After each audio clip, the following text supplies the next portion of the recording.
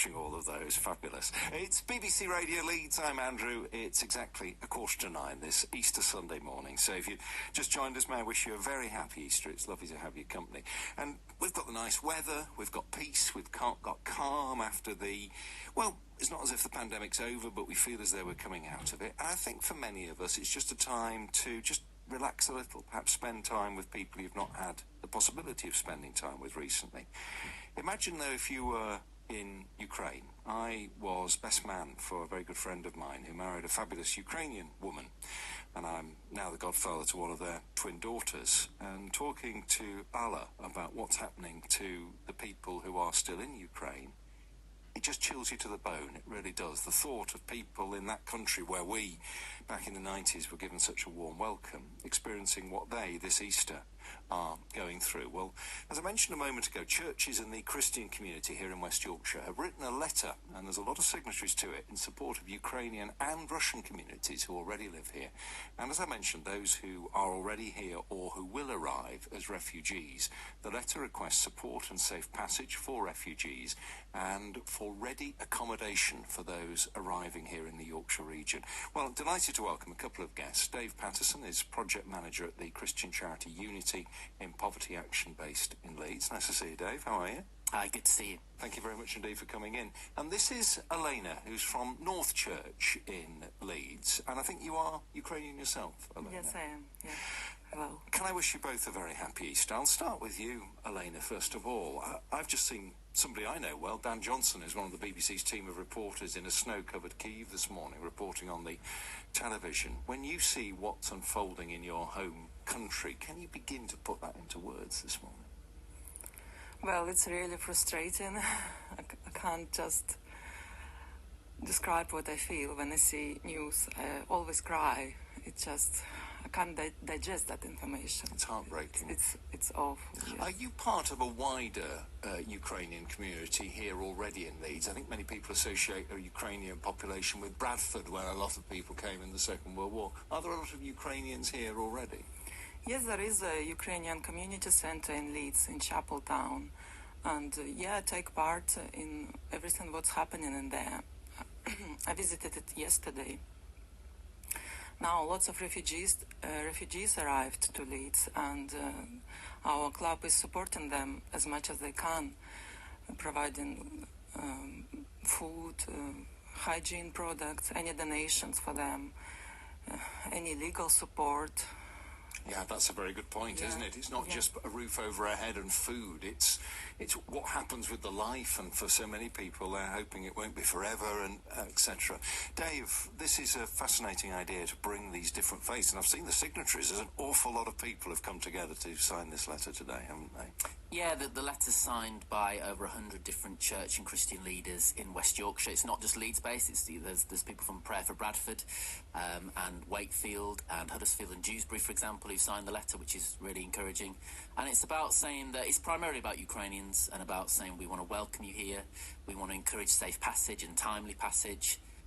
There's also some practicalities there about that the whole hosting scheme. So if people come, the first Ukrainians to arrive in Leeds, for example, came of their own doing, if you like, that they got here themselves. There's a real need, I feel, for them to be connected with hosts, rather than putting pressure on local councils. Let's actually get them connected with hosts. And of course, one of the things that's come through, there's an awful lot of people who are very keen to be hosts, and of course people of all sorts of faith, and indeed people of no faith, have been offering home, shelter and all the rest. But there's that, I think, be fair to say, a frustration that the bureaucracy seems to be getting in the way. It is difficult, and I think we just want to work with politicians, and there's a call there for politicians in West Yorkshire to work with people nationally to just try and grant that safe and timely passage for people as best we can. But also when people are here, and they've come up through their own doing, if you like, because they can do that, then let's get them connected with hosts as best we can. I'm on a WhatsApp group of over 160 people that was set up, but predominantly Christians, and quite a few of them are hosting and not trying to host. We just want to do that as best we can and as effectively as we can. This weekend is so important to people of Christian faith in particular. I know the timings of Easter vary in some parts of the Christian church, particularly in the Orthodox Church, but for most people you think of Good Friday and you think of the poignancy, the death, the resurrection then comes on Sunday. And for a lot of people of faith, it's just about food and chocolate and hot cross buns and the rest of it. No surprise, though, that you're talking about this today on Easter Sunday of all days. Absolutely. You know, we both believe here, myself and Elena, that, you know, Jesus Christ died for all our sins, and I think there's a message of reconciliation there as well regarding the Christian message, which is really important. But Easter is an important time, and it's good to be able to highlight this issue, because I believe that God wants us to welcome refugees. I really do, and that ties in with the Easter message for me. That's so important. Tell us about yourself a little, Elena. So you are from Ukraine, but your surname is a different one. That brings in another part of Europe, doesn't it? Yeah, well, I was born in Ukraine, in eastern part, Donetsk region, Makivka town, and since 2014, this area was occupied by Russia. I moved to Leeds in October 2007, always stayed in Leeds for nearly 14 and a half years. About my surname, how I got this surname. Last year I got married to a guy from Kazakhstan, and that's why I'm now Akshabayeva. So there we are. We're covering a lot of points on the map today. This is Elena then, who worships at North Church in Leeds, and Dave Patterson, who is project manager at the Christian charity Unity in Poverty Action, based in Leeds. I'm Andrew, BBC Radio Leeds, 10 to 9 on Easter Sunday here on BBC Radio Leeds. And I know an awful lot of expat listeners listening either live or on catch-up again via BBC Sound. So it's lovely to have you listening today.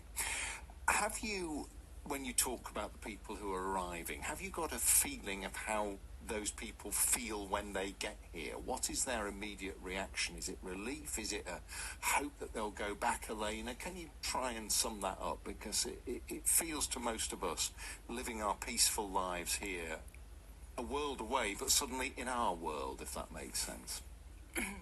Right, so last Friday my friend arrived with her son, and she's from Kramatorsk, and I helped her to find a sponsor in Leeds. I helped her to fill an application form, and the whole journey was so hard to get from Kramatorsk to Western Ukraine, then from Western Ukraine to Poland, and then she was waiting for visa, and she traveled from Poland to the UK for 3 days because she was with a cat.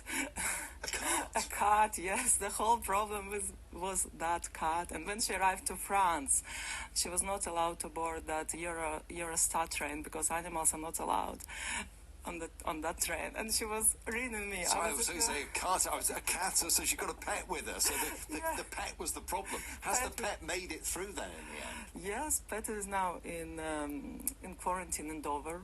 Good. Well, I'm glad the cat is going to be reunited with the pet. But that illustrates it, doesn't it, Dave? I mean, we have lives. You know, kids want to bring their teddies or their favourite toys, or you want to bring photos or whatever. One point you do make in this, and it's interesting that Elena talks about coming from the eastern part of Ukraine, and that's an area which has been very much, perhaps not as much on our horizons as it should have been, but there's an awful lot of Russian speakers there, people who perhaps more identify with Russia rather than Ukraine. This is partly a message to Russians as well, isn't it?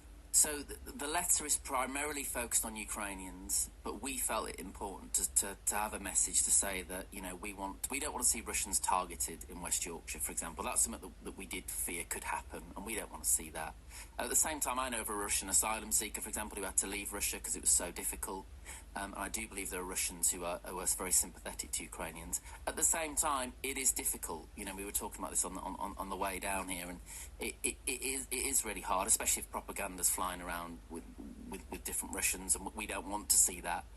But we felt it was important to include that in the letter as a message of reconciliation. And I know it's hard, I know it's difficult, but it's primarily about Ukrainians, but we felt it important to reference Russia in the letter. So if you've just joined us halfway through this is churches and the Christian community across West Yorkshire coming together, writing a letter in support of primarily Ukrainian communities who already live here and those who will arrive as refugees. So who are you writing to, and what in simple terms are you asking them to do, Dave? Because letters like this are fine, but your hope must be that it will change things.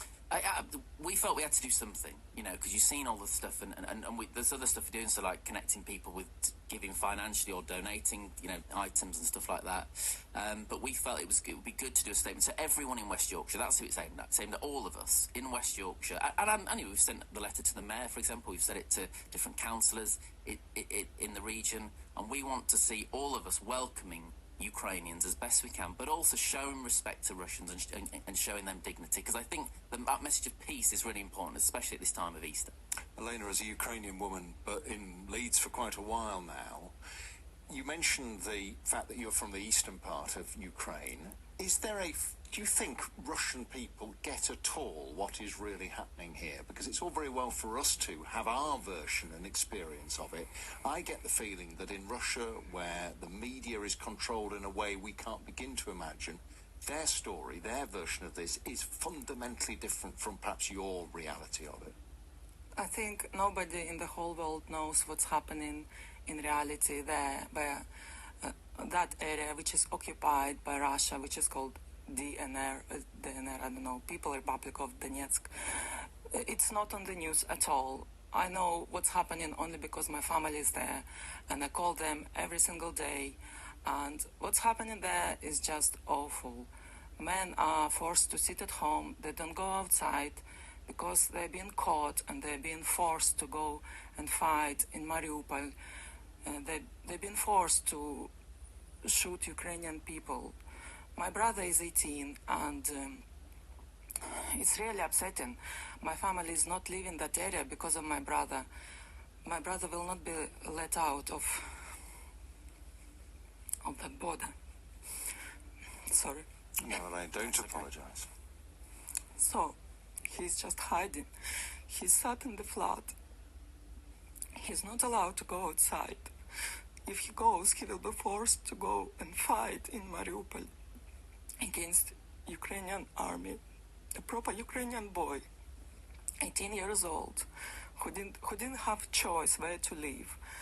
Now he turned 18 in October 2021, and he's been targeted.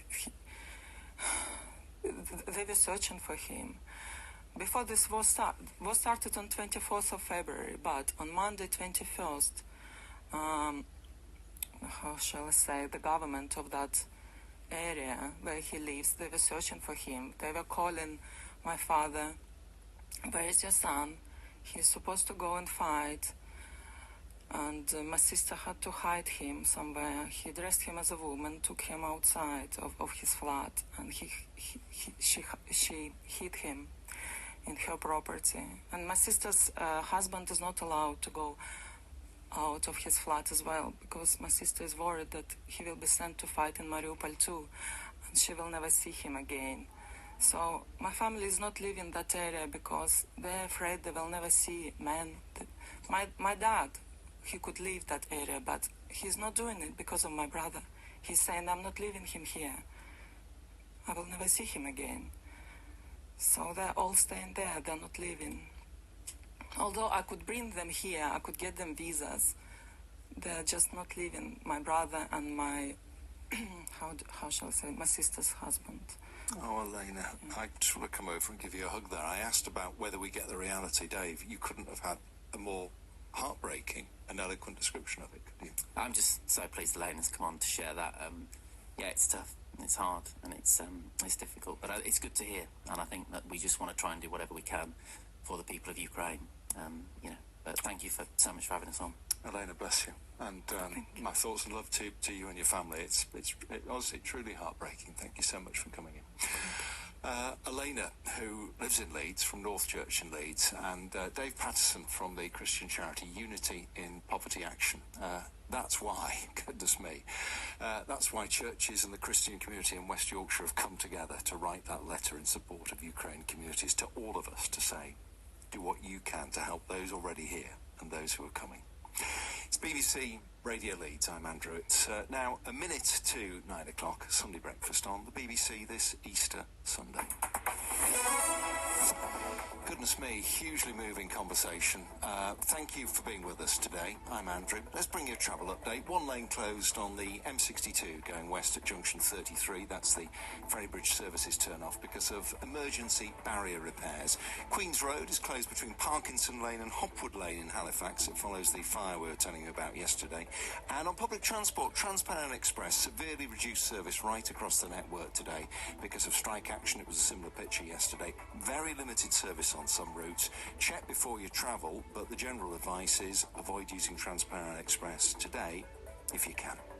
It's BBC Radio Leeds. Goodness me, what a conversation. We talk about the meaning of Easter and welcome and resurrection and new life. Didn't Elena just really bring it home for us there with that heartbreaking story of her family? We've got the gardening phone in next with Graham Porter on BBC Radio Leeds, but of course if you've got anything to say following that conversation, always love to hear from you.